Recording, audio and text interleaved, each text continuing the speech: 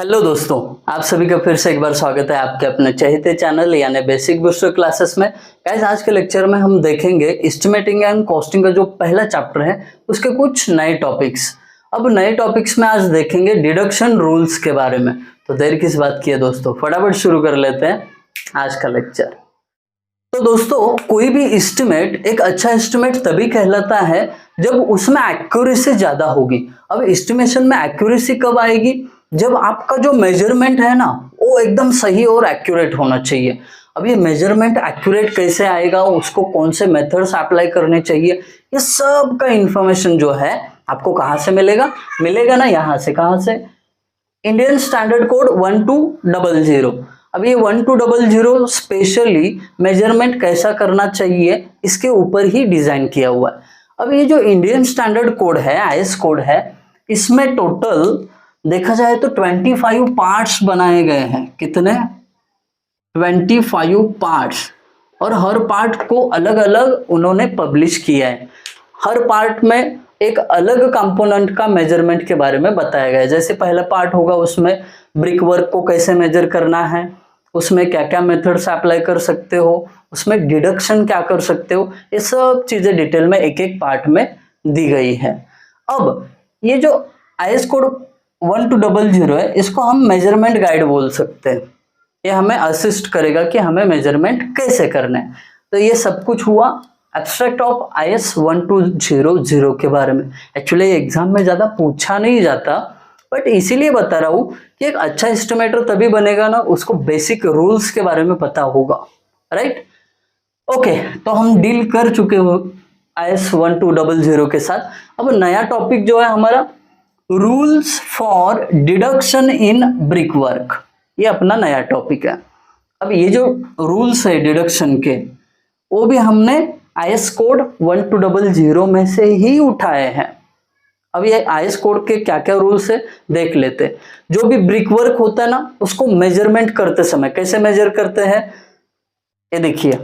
मान लो ये आपकी ब्रिक वॉल है, तो क्या करते हैं, इसका लेंथ, हाइट और इसका विड्थ LBH कर लेते हैं, है ना, मेजर करते समय। अब इसमें कुछ विंडोज रहते हैं, डोर्स रहते हैं, छोटे छोटे ओपनिंग्स रहते हैं, वेंट आउट्स वगैरह हम प्रोवाइड करते हैं। तो वो जो डिडक्शन है आपको कब करना है और कब नहीं करना है, इसके रूल्स है ब्रिक वर्क के बारे में। याद रखना, मैं बात कर रहा हूँ ब्रिक वर्क की। ओके, अब देख लेते हैं डिडक्शन कब नहीं करना है। जब ओपनिंग्स कितने होंगे तब नहीं करना है। देखिए, पहला डिडक्शन कब नहीं करना है, जब आपके ब्रिक वर्क में 0.1 मीटर स्क्वायर इतना ओपनिंग है तो आपको डिडक्शन नहीं करना है। जैसे कि मान लो ये आपका ब्रिक वॉल है और इसमें से एक छोटा सा ओपनिंग है जिसका एरिया कितना है, 0.1 मीटर स्क्वायर। 0.1 मीटर स्क्वायर मतलब 1 स्क्वायर फीट होता है ना, 1 फीट बाय 1 फीट। अगर उससे कम ही है तो डिडक्शन करने की कोई जरूरत नहीं। रूल नंबर 2, आपको डिडक्शन ब्रिक वर्क में से तभी नहीं करना है जब जो बीम के एंड्स होते हैं या पोस्ट के एंड होते हैं, राफ्टर पर्लिन के एंड होते हैं, उनका जो क्रॉस सेक्शन होता है 0.05 मीटर स्क्वायर तक ही है। बराबर? अभी कैसे पता करेंगे इसको, देखिए यहाँ पे एक ड्राइंग निकालता हूं मैं तो आप समझोगे अच्छी तरीके से। ये वॉल है। अब आपने देखा होगा जो बीम का पोर्शन होता है ना, ऐसा बीम है मान लो यहाँ पे, तो यहाँ पे ना ब्रिक वर्क नहीं होता है, तो वहां पे ब्रिक वर्क नहीं है इसका मतलब वो काउंट नहीं करना है। ऐसा मत करना। कब? जब वो बीम का सेक्शन, ये जो सेक्शन है इसका 0.05 मीटर स्क्वायर इतना क्रॉस सेक्शनल एरिया है तब तक।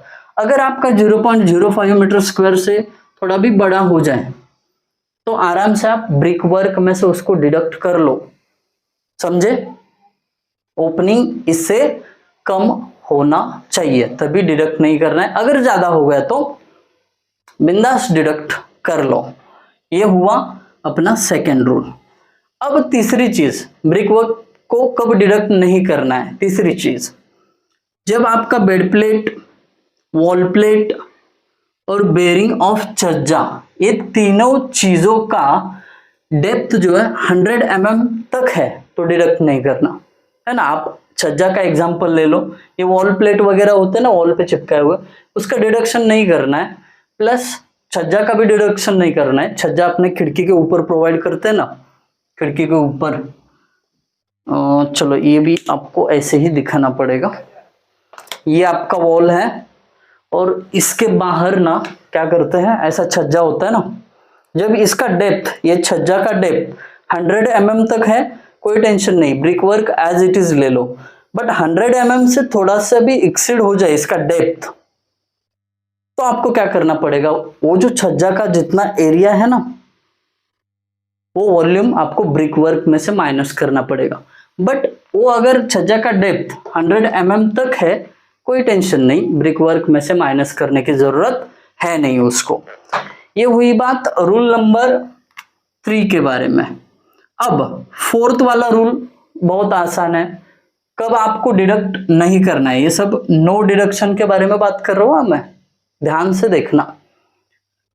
Bearings of floor and roof slab, जो रूफ स्लैब या फ्लोर का स्लैब होता है वहां पे हम ब्रिक वर्क नहीं करते, वहां पे ना स्लैब का पोर्शन होता है। कभी आपने बिल्डिंग कंस्ट्रक्ट होते हुए देखी होगी सबने, तो वहां पे ना कंक्रीट का बस पोर्शन होता है, वहां पे ब्रिक वर्क नहीं होता है, तो उसके लिए डिडक्शन करने की जरूरत नहीं है। वो जो कंक्रीट का पोर्शन है ना, उसको आप एज ए ब्रिक वर्क ही कंसिडर कर लो और उतना डायमेंशन ऐड कर देना, किसमें, ब्रिक वर्क में। तो ये सब था किसके बारे में, rules for deduction in brick work. तो इसमें ज्यादातर हमने यही देखा कि आपको कब डिडक्ट नहीं करना है। ये चारों केसेस में आपको डिडक्ट नहीं करना है। अगर इसके ऊपर आपका डायमेंशन जा रहा है तो आराम से डिडक्ट करना है, दैट्स इट। अब अगला टॉपिक जो है अपना, rules for deduction in plastering and painting. Plastering and Poynting है। पॉइंटिंग मतलब दो ब्रिक के बीच का जो गैप होता है ना, उसको भरते हैं मॉर्टर से, उसको पॉइंटिंग बोलते हैं। आपने देखा होगा, अगर नहीं भी पता है गूगल कर लेना पॉइंटिंग, बहुत सारे इमेजेस मिल जाएंगे। अब इसके रूल्स क्या है देख लेते हैं। अब प्लास्टरिंग और पॉइंटिंग में डिडक्शन आप तब ना करना, no deduction up to 0.5 metre square opening. Plastering करते समय अगर 0.5 मीटर स्क्वायर तक का ओपनिंग है तो डिडक्ट नहीं करना है, उससे ज्यादा है तो कर लेना। दूसरा रूल 50%, इसको मैं रेड पेन से मार्क करता हूं, इंपॉर्टेंट नंबर है। 50% deduction from 0.5 metre square to 3 metre square opening at one face. Okay, अभी भी आपको प्रैक्टिकली समझा देता हूं। ये वॉल है, इस पे प्लास्टरिंग का काम कर रहे हैं, तो इसको मेजरमेंट करना है हमें। तो इसमें 0.5 मीटर स्क्वायर से लेके 3 मीटर स्क्वायर तक का एक ओपनिंग है। तो आप क्या करोगे, प्लास्टरिंग का मेजरमेंट करते समय ये जो ओपनिंग है उसका 50% जो एरिया है वो आप डिडक्ट कर दोगे। वो भी कहां पे, एक साइड, दूसरी साइड को पूरा प्लास्टरिंग लेना है, एक साइड में से बस ओनली क्या करना है आपको, वो डिडक्शन करना है। याद रखना, ये वन साइड बोल रहा हूं मैं। दूसरी साइड लेते समय पूरा का पूरा एरिया प्लास्टरिंग में ही ले लेना, बट एक साइड का 50% आपको डिडक्ट करना है। अब इसका तीसरा और आखिरी रूल, 100% आपको डिडक्शन करना है। कब, जब आपका ओपनिंग 3 मीटर स्क्वायर से ज्यादा होगा। 3 मीटर स्क्वायर से बड़ा अगर खिड़की आपके वॉल में आ रहा है तो एक साइड से आपको प्लास्टरिंग में से वो पूरा का पूरा ओपनिंग क्या करना है, माइनस कर देना है। नंबर याद रखना, 3 मीटर स्क्वायर से ज्यादा अगर ओपनिंग हो तो ही। करेक्ट। तो ये हो गया अपना rules for deduction in plastering and Poynting. ये दो चीजों के बारे में हमने देख लिया। अब rules for deduction in painting of door and Windows. जो अपने डोर और विंडोज होते हैं ना, उसको पेंटिंग करते हुए कैसे मेजर करना है या कैसे डिडक्शन करना है। पहली बात, जब आप पेंटिंग का मेजरमेंट ले रहे हो ना, तो क्लोज डोर का मेजरमेंट लेना चाहिए। जब आप डोर बंद करते हो ना, तो जितना आपको एरिया दिख रहा है उसका आपको क्या करना है, मेजरमेंट लेना है। अब उसके बाद ये जो मेजरमेंट है उसका यूनिट क्या है, मीटर स्क्वायर। मीटर स्क्वायर में ही मेजरमेंट इसका लिया जाता है। और तीसरी बात, all windows and doors are considered together. अब ऐसा नहीं होगा कि पेंटिंग विंडो का अलग आपको मेजर करना है, डोर का अलग करना है, नहीं, दोनों को एक ही यूनिट कंसिडर करो और कितना मीटर स्क्वायर आपको पेंटिंग करना पड़ रहा है ये कैलकुलेट कर लो। बहुत ही इजी टॉपिक थे आज के, आई होप आप सभी को समझ में आए होंगे।